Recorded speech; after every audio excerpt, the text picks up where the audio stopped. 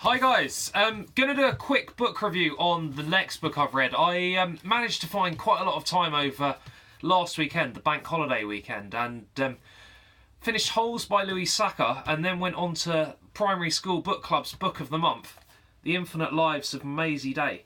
Now, we don't judge books by their covers, but if we did, this book would do brilliantly. One thing I didn't notice about this book until I picked it up at the bookshop was that it had black pages around the edge, and I must admit that is something I found particularly striking. I think the cover really does catch your eye, and inside each page, I'll see if we can show it, there's some of that extra detail added too. This is a really interesting book. It's a very quick read. It's only about 150 pages, double check. It's 155 pages, around that mark. It's a book that centres around the main character, Maisie Day. Now, Maisie Day is a young girl who is extremely intelligent for her age. She's someone that absolutely thrives academically, and she's someone that is way, way ahead of her age-related expectations when it comes to learning. Now, she is fascinated by science. She perhaps...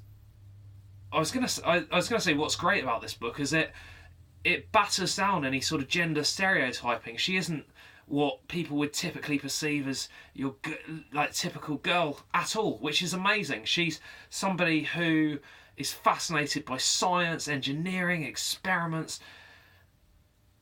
and she's really looking forward to her 10th birthday. Now, Maisie wants a science kit for her birthday. She's got a sort of experiment in mind. She's got these grand plans, and she's really excited to do that. She's heard that 10 is a really special number, a really special birthday, and she expects her life to change in many, many ways. She lives with her mum, her dad, and her sister. She doesn't have a great relationship with her sister. Her sister, it transpires, is a little bit envious of how easy Maisie finds learning, how easy she finds the academic aspects, and there is that sort of strained relationship that siblings can have at that sort of age. Maisie really wants to get on well with her sister. She really wants to have that close relationship, but it just hasn't happened. It's not a two-way thing. Now, the book, and correct me if I get this wrong, but the book centres around two main sort of scenes. It centres around Maisie's birthday and the build-up to her 10th birthday, but also flashes across to a sort of vivid dream that Maisie is having, a dream where she is in another world, or a sort of a very different atmosphere indeed. Now, Maisie is walking up a staircase, up and down a never-ending staircase. She recognises her house, she recognises parts of it, but she looks outside and the house is being absorbed by darkness and blackness.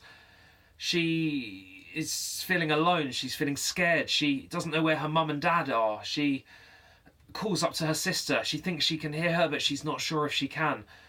And as the book progresses to a situation where you wonder, is this in fact a dream? Is this something different?